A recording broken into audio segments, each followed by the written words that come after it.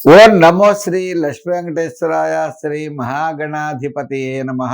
జ్ఞానానందమయం దేవం నిర్మల స్ఫటికాకృతిం ఆధారం సర్వ విద్యానాం హయగ్రీవముపాస్మహే. మనం హయగ్రీవుడికి నమస్కారాలు సమర్పించుకుంటూ ఈ వారం రాశి ఫలాలు ప్రారంభిద్దాం.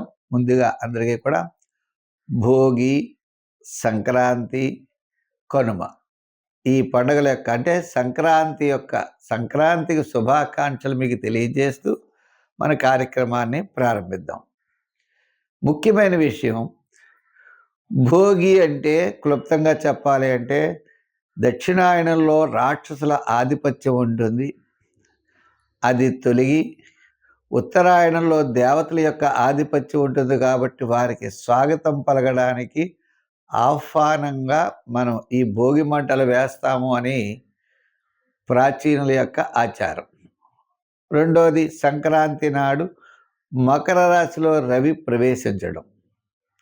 మకర రాశిలో రవి ప్రవేశించడం ద్వారా ఉత్తరాయణ పుణ్యకాలం ప్రారంభం. మేషం నుంచి మకర రాశి 10వ రాశి, కర్మస్థానం కాబట్టి చాలా పవిత్రమైనది.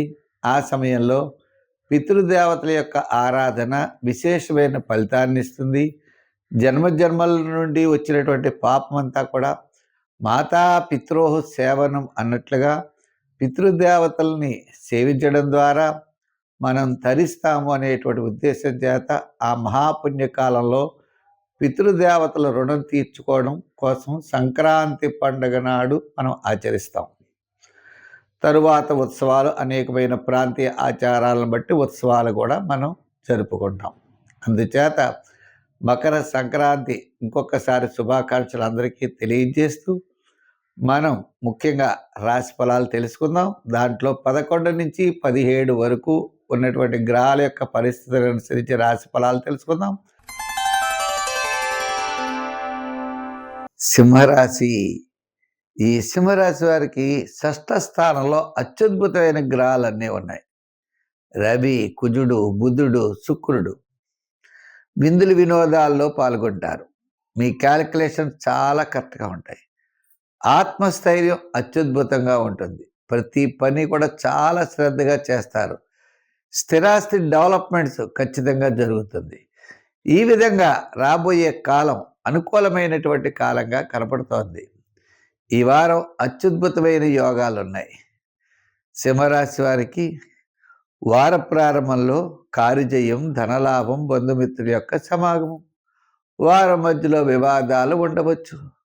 వారాంతం స్వల్ప ఆటంకాలున్నా మీ యొక్క పనులన్నీ మీరు చక్కగా పూర్తి చేయగలుగుతారు. ఈ సింహరాశి వారికి పబ్లిక్ రిలేషన్స్ పెరుగుతాయి. ఆర్థిక వ్యవస్థ పెరుగుతుంది.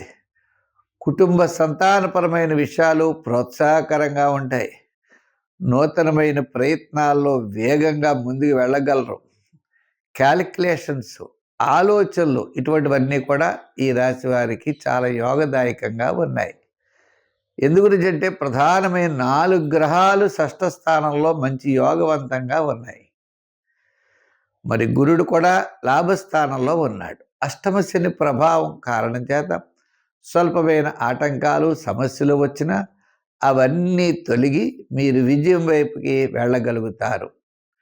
ఉద్యోగపరమైన అభివృద్ధి, రాజకీయపరమైన గుర్తింపు, వృత్తులపరమైన ఆర్థికపరమైన డెవలప్మెంట్స్ ఉన్నాయి. అంచేత ఈ రాశి వారికి శత్రు బాధల నుండి జాగ్రత్తలు తీసుకోవాల్సిన అవసరం ఉన్నది. నిదానంగా ఉండండి, జాగ్రత్తతో ముందుకు వెళ్ళండి, విజయం సాధించగలుగుతారు. సంఖ్యల్లో 1, రంగుల్లో ఎరుపు. ఆరాధనలో శివారాధన, శని భగవాను పూజించడం, శని స్తోత్రాన్ని చేయడం, సుందరకాండ పారాయణ చేయడం, ఇటువంటి చేయడం ద్వారా మీరు విజయం తప్పనిసరిగా సాధించగలుగుతారు.